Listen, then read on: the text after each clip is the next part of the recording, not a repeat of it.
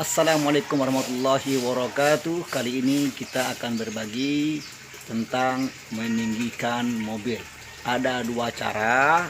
Yang pertama yaitu dengan mengangkat bodinya dengan cara mengganti karet-karet bodi yang lebih tinggi. Itu cara yang satu. Cara yang kedua adalah dengan mengangkat kaki-kakinya. Ya, mana yang lebih bagus nanti akan kita sampaikan secara pengalaman ya, secara pengalaman. Oke, baiklah. Ini dulunya tidak setinggi ini ya, tidak setinggi ini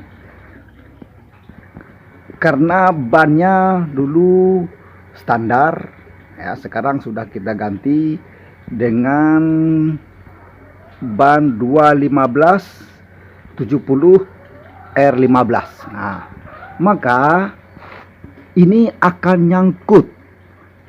Oke, ini akan kandas nih, akan kandas.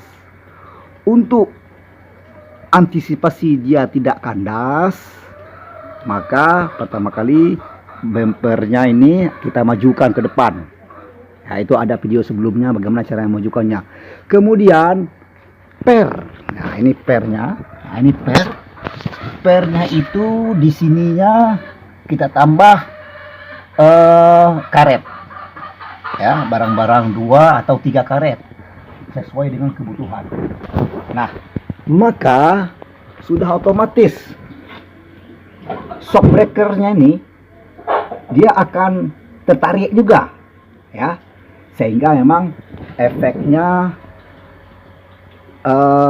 per depannya ini suspensinya kaku. Adapun belakangnya cuma kita ganti anting-antingnya ini. Nah, oke. Nah, karena yang kita naikkan itu bukan bodinya, tetapi adalah meninggikan di bagian kaki-kakinya, maka berefek juga terhadap gearboxnya, posnelingnya. Nah, bagaimana kok bisa seperti itu? Ini saya ulangkan lagi, ini adalah pengalaman ya, ini adalah pengalaman bukan teori. Nah, sekarang kita akan coba masuk ke kolong bawah mobil untuk melihat posnelingnya atau gearboxnya. Push dulu. Oke, baiklah teman-teman, sebelum saya terangkan efeknya yang saya rasakan sesuai pengalaman, maka perlu kami terangkan juga dulu istilah-istilah yang kami sebut di daerah kami. Ya, ini kami sebut dengan posneling ya, gearbox.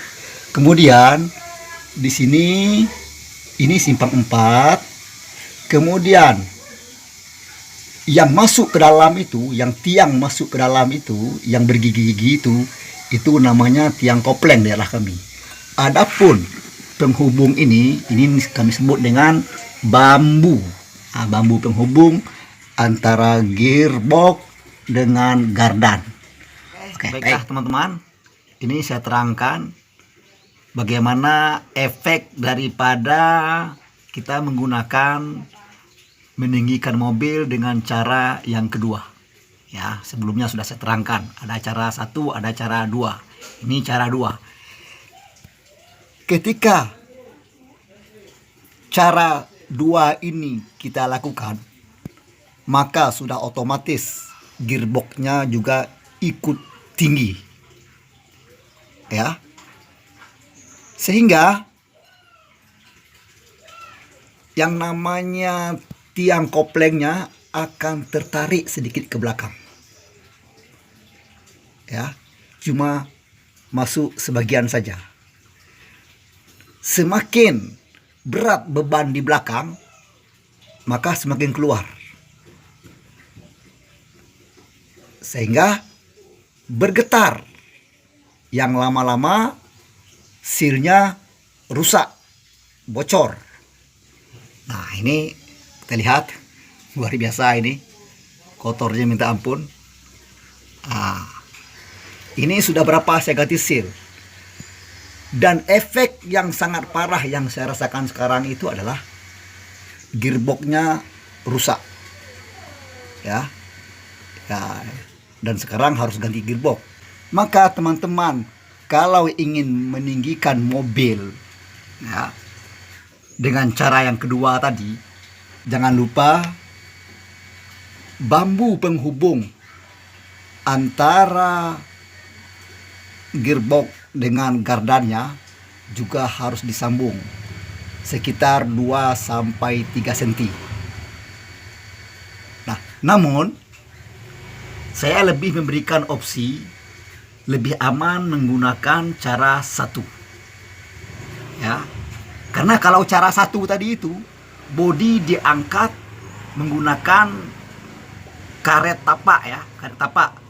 Kita butuh berapa senti kah naiknya? Ada yang 8, ada yang 6, ada yang 10.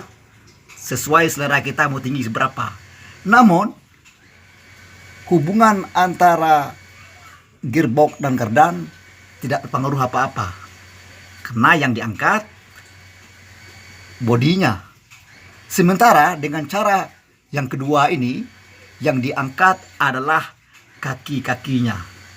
Yang mana kaki-kaki yang di belakang itu tidak pengaruh apa-apa, sementara yang depan makin tinggi. Ya. Nah, itu sesuai dengan pengalaman saya. Kalau ada yang salah, boleh saja memberikan komplain atau jawaban yang lain ya, karena ini sesuai dengan pengalaman. Semoga bermanfaat video ini. Assalamualaikum warahmatullahi wabarakatuh.